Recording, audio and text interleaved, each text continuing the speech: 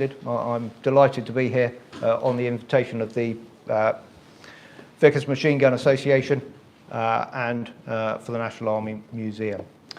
So good afternoon. I'm going to talk about the motors branch of the Machine Gun Corps and specifically those elements of the motors that served in India. I'm sure most people here are aware that the Machine Gun Corps had 4 branches: the Standard Infantry and Cavalry, which were formed out of the machine gun sections of those units when the Machine Gun Corps formed. Then there was the Motors, which was the 3rd branch, and then finally there was the Heavy branch, which eventually became the Tank Corps.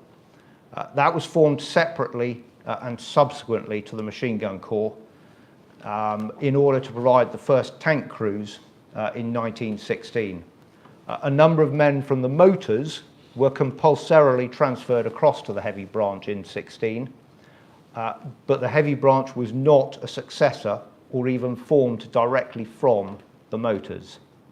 The Motors continued, even as the Tank Corps and the Heavy branch were going, they continued as a separate branch of the Machine Gun Corps right until the end of the war, after the formation of the Tank Corps, and they manned the motorcycle machine gun batteries and then also the improvised armoured car units, mainly away from the Western Front, although they did fight on the Western Front, as you'll hear. But that's not going to be the focus. The Motors branch of the Machine Gun Corps originated out of the Motor Machine Gun Service, but the origins of this unit are really pretty murky. The traditional story is that motorcycle dispatch riders and armoured cars were used from the earliest days of the war. That's true, and the most notable example is perhaps the Royal Naval Air Service's Commander Sampson, who improvised armoured cars and tenders in Flanders in September and October of 1914. Those cars were used both for recovery of downed aircrew and also for reconnaissance in the face of German cavalry patrols, and they were very successful. But the official formation of the Motor Machine Gun Service is slightly more prosaic. Army Order number 480 in November 1914, sanctioned in February 1915, it formally approved the addition to each Army division of the British Expeditionary Force a unit to be known as a Motor Machine Gun Battery. And these were designated to be units of the Royal Field Artillery and collectively known as the Motor Machine Gun Service, the MMGS. The men were found largely from volunteers or by special enlistment of people who were known to be actively interested in motorcycles, such as motorcycle club members. There was a Coventry office of the enthusiasts magazine, The Motorcycle, and that was used as a recruiting office for the MMGS. But when the Machine Gun Corps was created by royal warrant in October 15, followed by an army order in 1915, it incorporated the MMGS, which then became known as the Machine Gun Corps Motors Branch, MGC brackets M.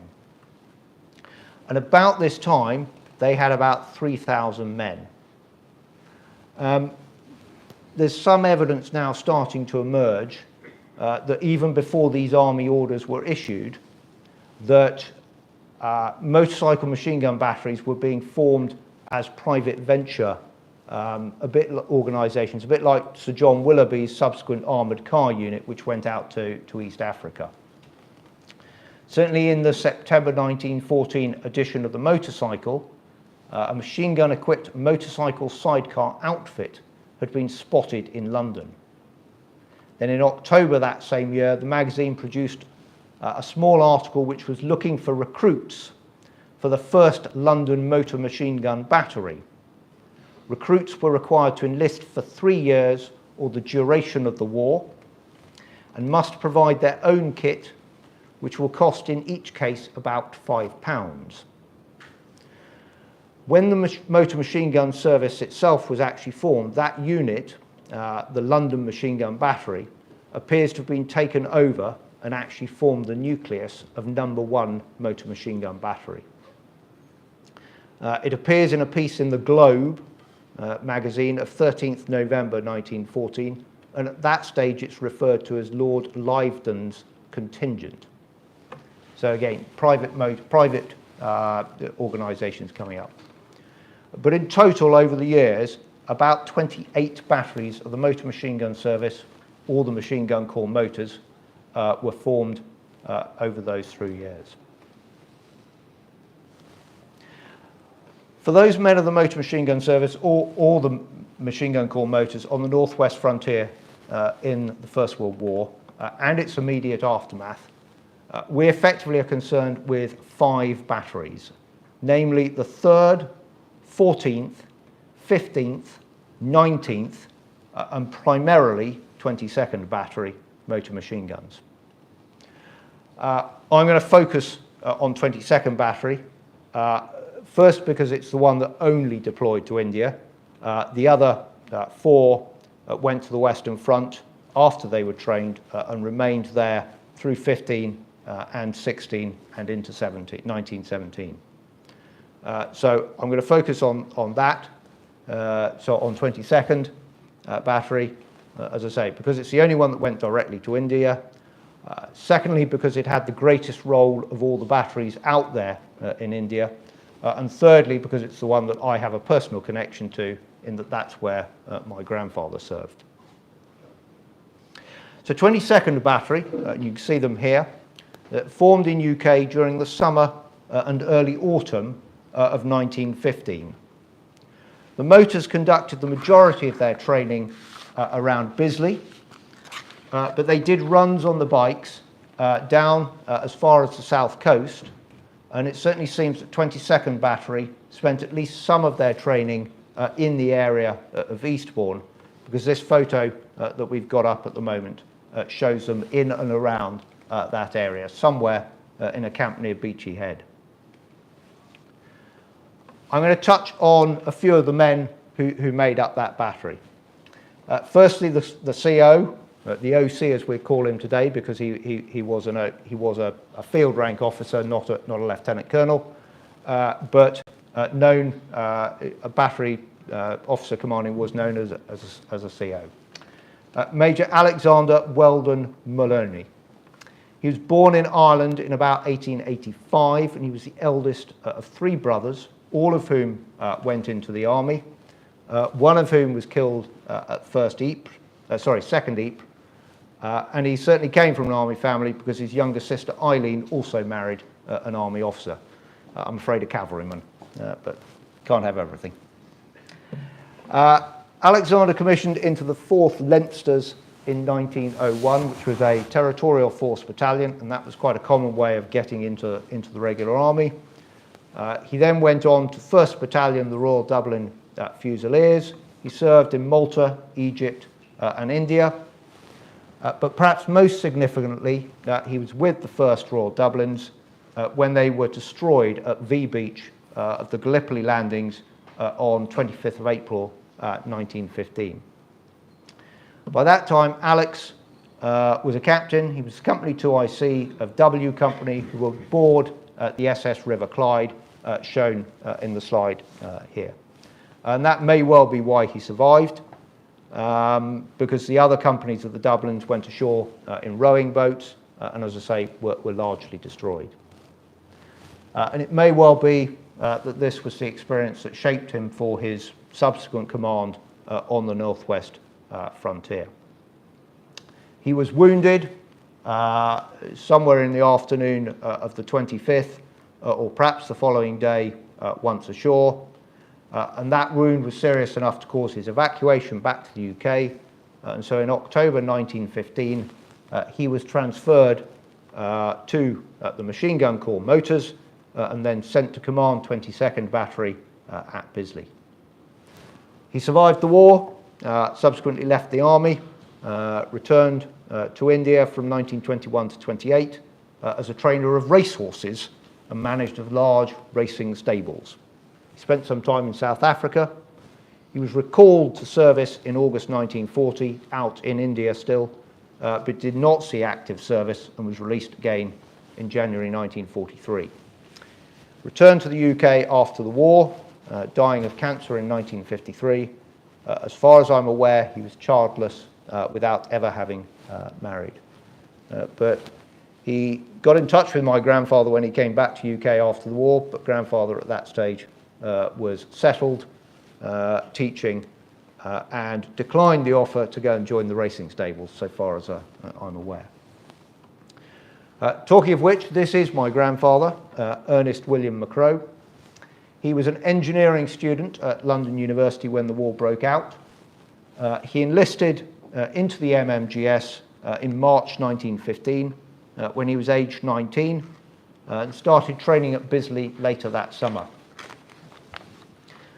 Throughout the war, he wrote regularly to his fiancée, who in due course became my grandmother, Avis Prosser, and he eventually married my grandmother in 1921. Some of the things that he did during the war, he got, and his letters reflect his frustration at being in India and not at the scene of the action. But many of the battery dug escape tunnels to try and get themselves away from India. Grandfather's was that he volunteered for pilot training, so he went and was trained as a pilot in Egypt in 1918. When the war ended, he expected to be sent back to UK and demobilised, and he was actually sent back out to India to go and take part in the Third Afghan War. More of that later. This is James Petrie Jameson, sitting in a Clino motorcycle combination, clutching the Vickers machine gun to keep ourselves on topic. He was a Scot who was born 1892 in Dissart, died 1971 in Hamilton. His family subsequently emigrated to the States, and I'm in touch with his grandson through the magics of the Great War Forum. James Petrie, JP as he was known, served with number 1 section of 22 battery. At the time, he was unmarried, but on returning to Scotland after the war, he married Jessie. She had previously been engaged to a Robert Dawson, who sadly died during the war at Ypres. Throughout her life, Jessie wore a locket around her neck with a picture of James Petrie Jameson. And it was discovered, probably after her death, that behind the picture of Jameson was a picture of Robert Dawson. So she kept a flame for him, although another person who wasn't a machine gunner, Dawson. Jameson was a friend of Corporal Walter Patrick, who was born in the Northwest in 1894, another member of number 1 section. Before and after the war, he worked in bookbinding. He and Jameson remained friends and kept in touch with each other post-war until at least the late 1930s. Walter had a brother, Leonard, who was also a motor machine gunner, but ended up in the Tank Corps serving with C Battalion. In the group photograph, down at the bottom, the soldiers from left to right as you look at them, a Sergeant David George Burke, who was an Army Service Corps soldier from Bootle, who served with 19th Motor Machine Guns. Then Walter Patrick. Then in the centre is Acting Sergeant Percy Butt of Birmingham, followed by Sergeant Alfred James Fielder, who's also Army Service Corps from London. I'll touch back again on Fielder in a moment. And Acting Sergeant Philip Bolger, who's also from Bootle and was a pal of Burke's. And I think, again, links in some of the close relationships that these guys had. They were in the motors. They were volunteers, frequently volunteered together, and they kept in touch. They also had very close links with Army Service Corps people. The motors tried to attract people from that motorcycling background, so were the Army Service Corps.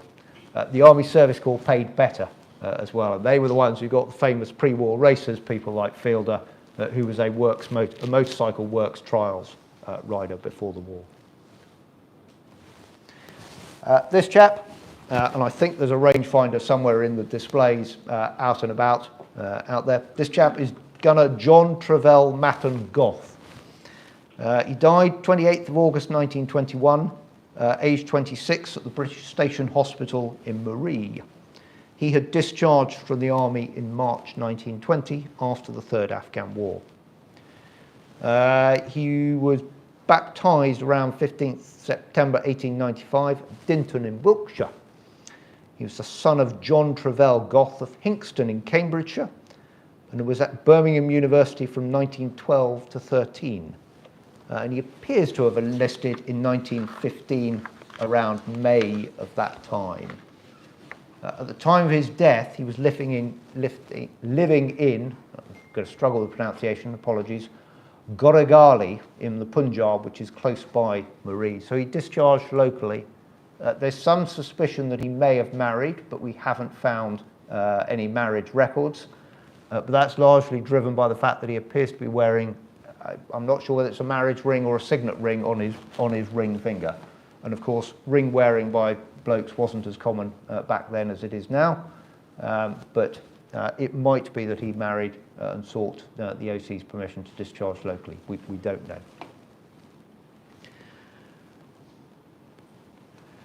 Anyway, 22nd Battery, as I say, was not destined to follow its predecessors out to the Western Front of France.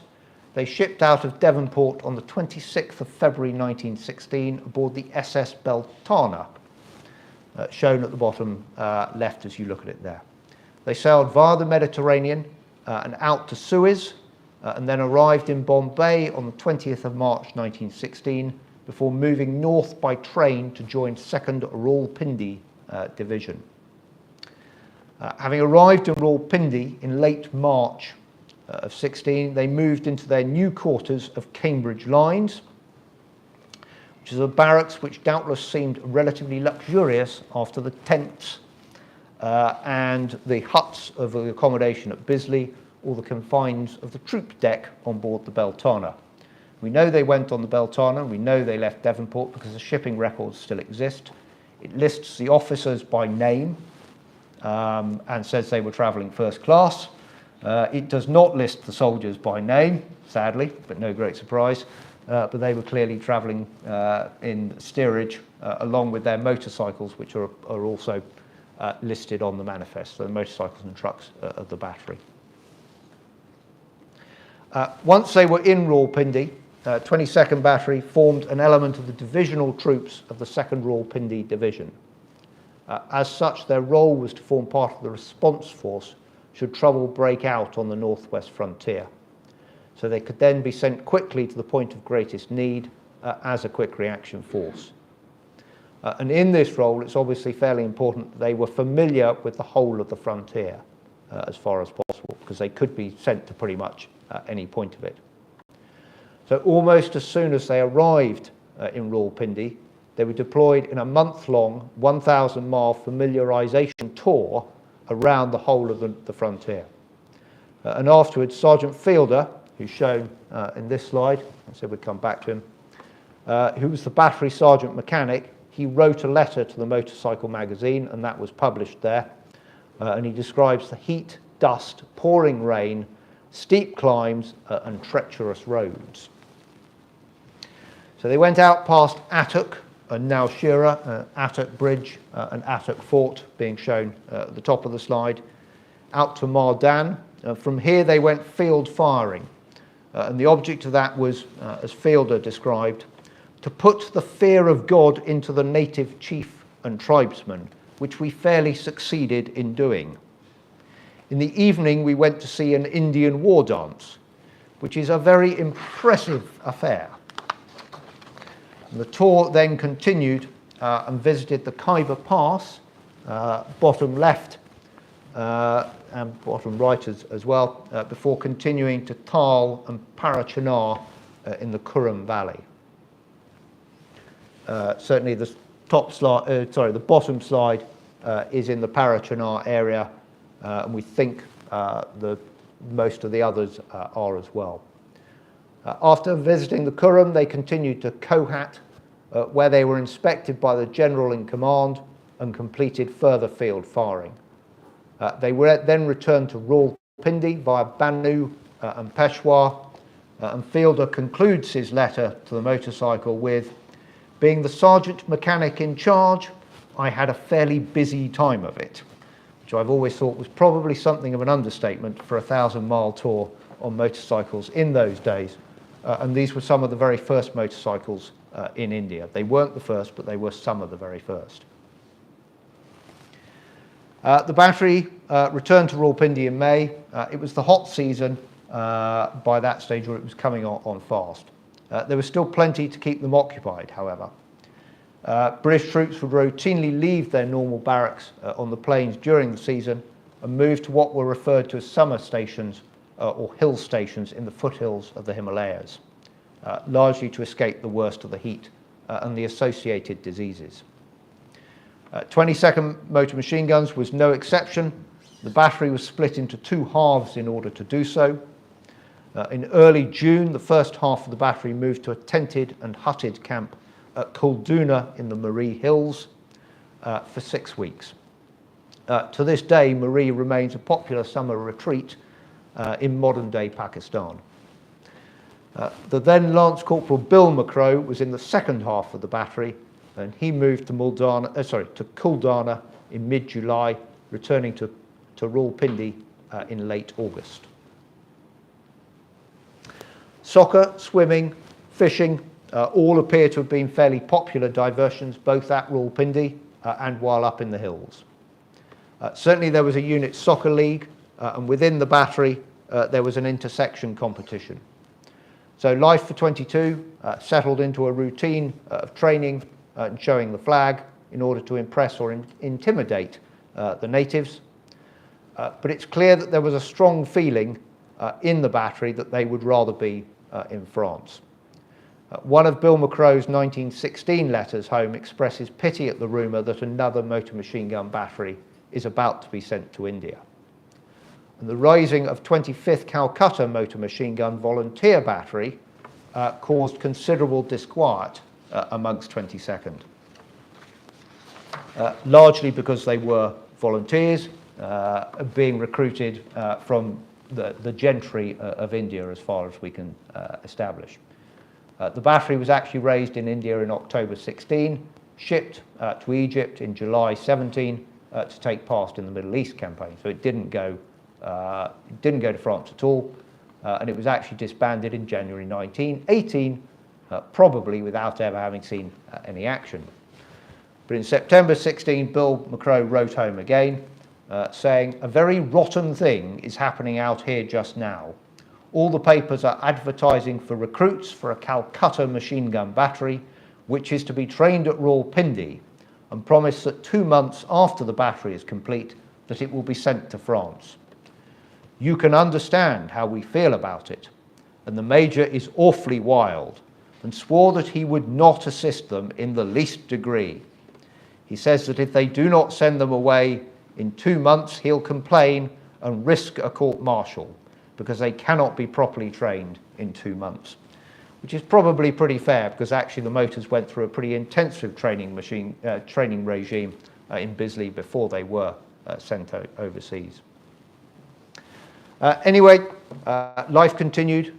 The chance to take leave was available and appreciated.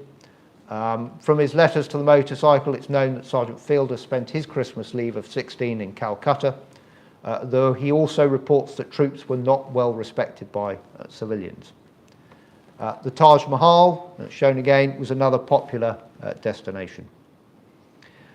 Photos in Bill's album and his letters home tell us that 22nd Battery spent the summer from late May 17 through to late September 17 in a tented camp at Topa, which again lies in the Maree Hills close to both Maree town and Kuldana, which is about 50 miles, 80 kilometres northeast of Rawalpindi. That year, 17, it appears that the complete battery relocated for the season. But as 17 moved on, the requirement for motorcycle forces in France was reducing, and it became apparent that mobility and firepower were required in India. So 3rd, 14th, 15th and 19th Battery sailed from Marseille, France to India at the end of 1917 on board the SS Manitou. They arrived in India in January 18. 3rd Battery was stationed in Ambala, north of Delhi. 14th was with 5th Mihal Division of the Indian Army at Jubrapur, which is right in the centre of India. And 15th MMGs went to Peshawar as part of 1st Indian Division. And finally, 19th Battery went to 4th Quetta Division. Oops, sorry, getting behind myself. Map now shows the northwest frontier, which sits between Afghanistan and British India, what is nowadays Pakistan. So effectively there were 3 operational theatres.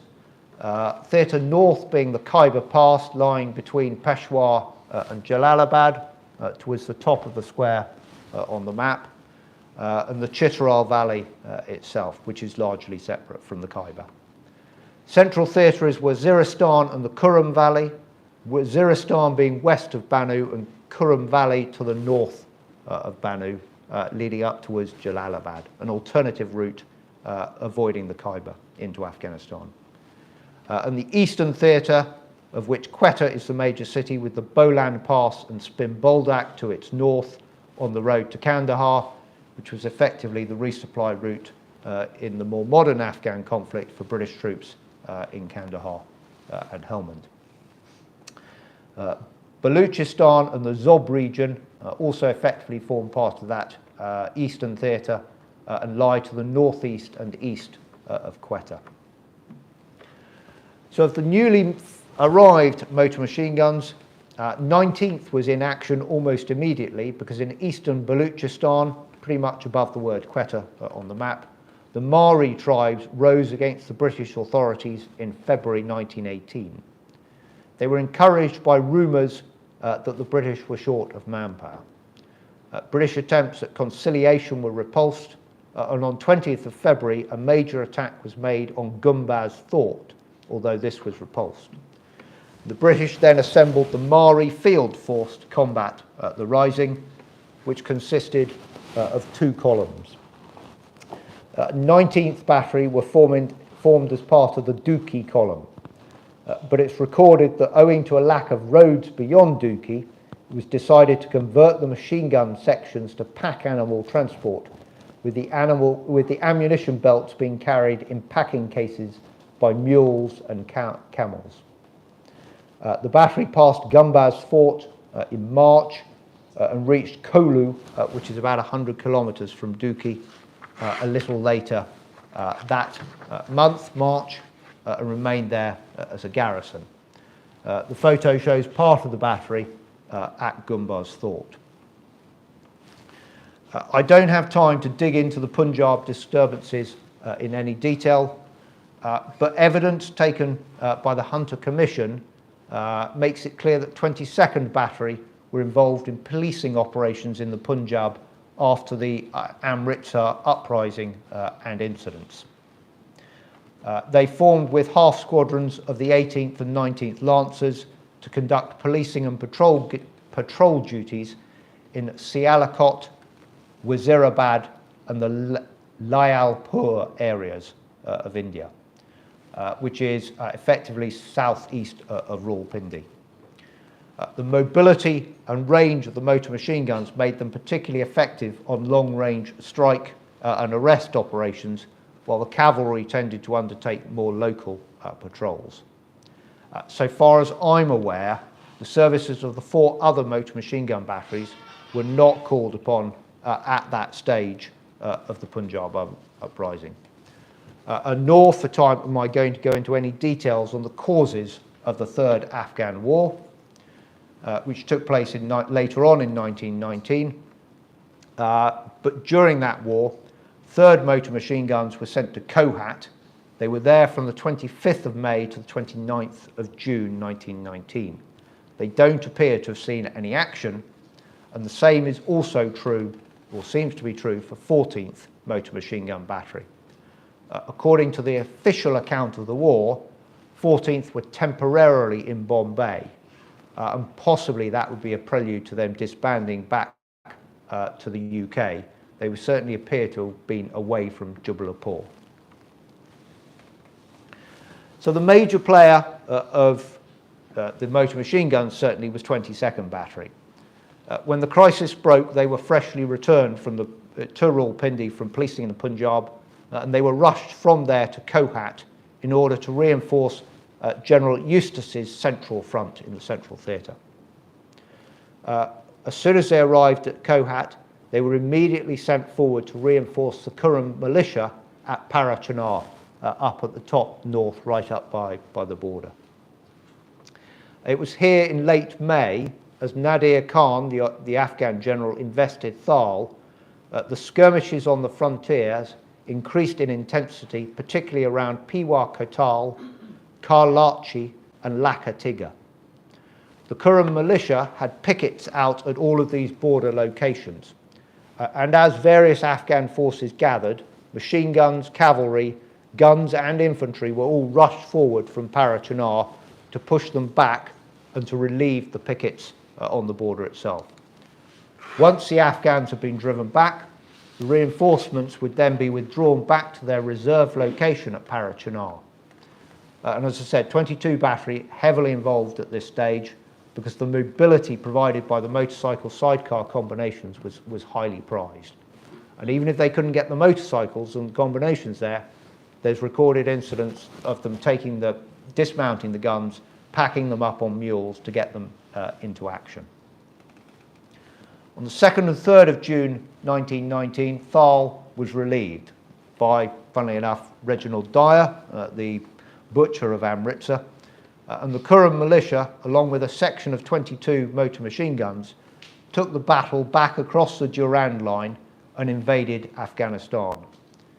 The attack had been planned on the 1st of June, and at 1800 hours on the 2nd, Major Percy Dodd, commandant of the Kurram militia, led a column out of Parachinar and up to Karalichi, arriving after dark. The motor machine gun section and a guides company then occupied a ridge which overlooked the Afghan fort at Amir Thanu. And at dawn on the 3rd of June, the guns opened fire, and under their cover, the Kurram militia successfully assaulted the fort, which surrendered. The advance then continued, and the Afghans abandoned their HQ at Mir Karlai, and in total 2 Afghan forts and 6 villages were burnt. At this stage, the armistice had now been signed, but confused fighting continued in the area of Parachinar for about a week before the regular troops were able to withdraw and start to hand the picket duties back to the Kurram militia. But tensions with the tribes in the area continued to run high right through until August, particularly when a 20 squadron aircraft was brought down near Sadr, and the battery was then involved in the recovery of both the aircraft and its crew. That's the story which is told in Action at Badama Post, and for which my grandfather was mentioned in dispatches. As I say, I want now to look at the Southwest Theatre very briefly before concluding. 19th Motor Machine Guns were stationed at Quetta. They formed part of the Baluchistan force when the Third Afghan War broke out. The official history specifically records them being in action with 2 sections north of Hindubagh and Karazgai Fort, which are about 50 miles northeast of Quetta. And that was in late July, around the 26th to the 30th of 1919. I'm afraid I have no further details, but it does appear that an armoured car of 11th Armoured Motor Battery were also involved in those actions. But that's the only detail that I can find about 19th Battery's actions in the Afghan War itself. Lastly, turning to 15th Motor Machine Guns, who you'll recall went to Peshawar, with their commanding officer, Captain Claude Outram Dalgairns Anderson, who appears to have been in command from 17 right through to the end of 19. They were not, although they were stationed in Peshawar, they were not moved into the Khyber when the Afghans invaded. But in mid-May 1919, the Mohmans were again threatening to attack at Peshawar out of their lands, which are to the east of the Khyber. So on the 21st and 22nd of May, 2 columns were dispatched to block them. First column was under the command of 44 Infantry Brigade, and it was sent to Shadkar, which is in the centre of the Mohmand blockade line. And there it was believed that the Afghans were headed. And this was a column that contained 15 motor machine guns, as well as an armoured car battery of 1st Armoured Motor Brigade. The second column went to Mishni at the southern end of the line, but beyond burning some empty towers on the line, the tribesmen showed little activity and soon dispersed. Basically because their food ran out, we think. The Afghan regulars then retired to their original bases on the Kunar River, which is about 60 miles north of Peshawar. So both British columns were withdrawn on the 25th of May and were back in Peshawar by the 30th. 15th MMG subsequently appeared to have been part of further operations around the 19th of July, which located a party of Afridi tribesmen on Karawazai Hill, but they don't appear to have had anything to do beyond having a cut-off role in the clearance operation, which took place subsequently. So to conclude, Sir Hamilton Grant famously described the Third Afghan War as the most meaningless, crazy and unnecessary war in history. However, it's the only occasion of the Anglo-Afghan wars in which the Afghans invaded British India, and it cost over 1,000 British and Indian lives. So hopefully this presentation has given you a short feel for the men of the Motor Machine Gun Service and how they fitted into the rest of the Machine Gun Corps and the part that they played on the Northwest frontier. So I'm going to try now and answer any questions that you may have. Particularly silly question, if I may. No such thing. They weren't intending to use the machine guns from the motor combination. It was a case of, was it dismounting them, taking the machine guns forward in the, on the motorbikes, dismounting them and then firing in that position with the bike behind them. So I presume that was the... That was the preferred method of operation. It was a deliberate action, and they were pretty good at it. They were well trained. They could get the gun dismounted, set up an ammunition supply coming in 30 seconds to 60 seconds. I don't have hard evidence for that they could do, but that was the sorts of targets they were aiming to do. That was the preferred method. They could, and you saw from some of the photos, and I rather suspect they liked to, they could fire from the bike and from the combination, because each section had 6 motorcycle combinations. 2 were gun carriers and actually mounted the Vickers.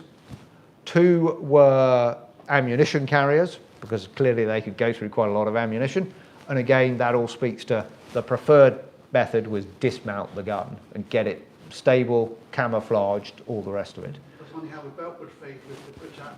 Yeah, not ideal, but it can be done. I'm not sure about firing on the move. And the last 2 combinations were spare. Thank you. Did the Afghans have any machine guns or automatic weapons? You're stretching my knowledge. Off the top of my head, yes. Not Vickers. Their automatic weapons were a generation before, though. They were very early Maxim, Nord, that sort of thing, and they did not have many of them. A rifle was a very highly prized object on the frontier. Sorry, I can't be more specific, but that's the best I can do. Did they reinforce their motorcycles in any way to compensate for the 70 pounds of machine gun and turret? I don't know the technical details. As far as I'm aware, they didn't reinforce the bikes. The bikes were, and the Clino was the The Clino was a preferred combination. It became the preferred combination for the motors units that remained in France as well, although their initial units were Enfields, and I think there were some other Scots were involved as well. They complain, certainly 22nd Battery complain about the springs on the sidecar bit of the combination. In their battery magazine, there is an article which I've only recently found and therefore hadn't had a chance to delve into. There is some talk about reinforcing the actual spring and the level of vibration, etc. I've got a copy of the out on the spray. If you want to come and have a look afterwards, we can do that. I hope that answers some of the questions, but I'm not a technical expert as we go. Others? You mentioned the rigorous training. Can you talk a bit more about that? They tried to train everybody to do everything. So they tried to get both bike riders and machine gunners, and they tried to have, and again, I can't remember all the spaces around the gun. Richard, help me out if you did, but yeah, they tried. Yeah. So they both trained. They tried to take motorcycle riders, and clearly people wanted to drive motorbikes as well, I rather suspect, rather than be the gunner and ride as much as anything. But they definitely both trained those people who were mechanically minded and riders. They trained them on the guns, and they trained the people in the guns on every position on the gun. So both feeding, resupplying, and actually firing it as well. The section, of course, was under the control of a young officer. Well, generally.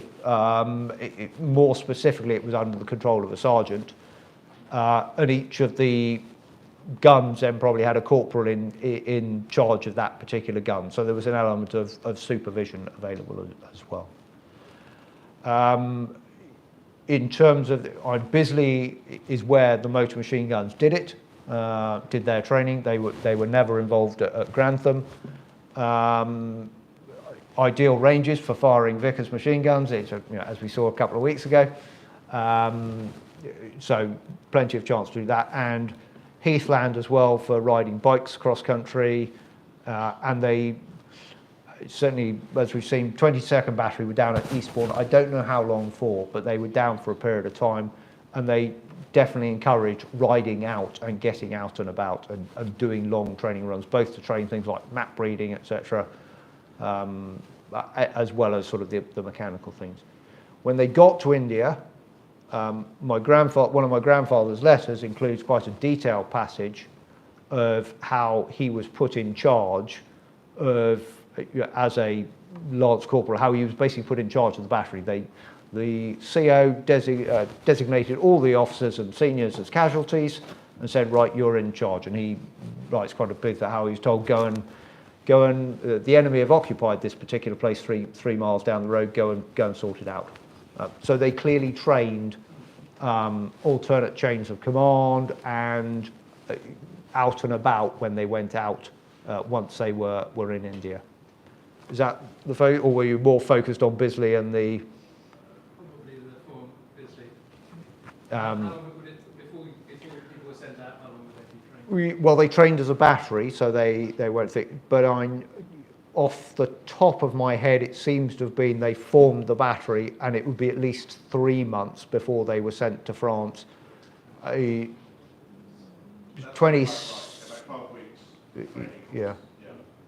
And 22 Battery, I don't have an exact formation date, but the people were turning up from the summer/autumn of 15, and they shipped on the 26th of February, and they knew they were going early, probably January, I think, January to early February.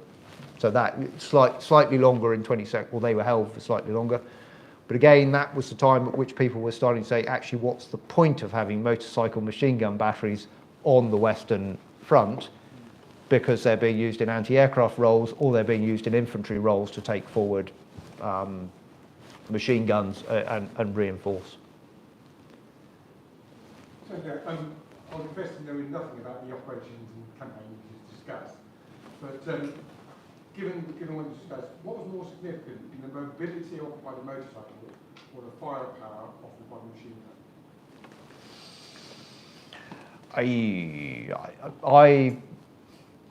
That's not an answerable question in terms of thing. I can give an opinion. I would say it was pretty much 6 of one and half a dozen of the other, because machine guns were highly valuable. They offered a lot of firepower, much more so than a rifleman, and the regular force battalions out there were actually basically either territorial force who had come from the territorial volunteers and been sent to India to relieve regular battalions who were then sent back to go to the Western Front, or they were Indian forces anyway. Now, the Indian forces had their own machine gunners, but not in the same training and quantity as had been come from the machine gun corps back on the Western Front. So firepower was significant. Mobility, yeah, it's significant, and the use of armoured cars and the increasing use of mechanisation, but we weren't at a state, it was still largely a foot-borne army. It was, the cavalry were still useful, and there were still places that you couldn't get motorcycles to, and hence why you packed the guns as well. So I wouldn't put one or t'other above the other. They're both significant.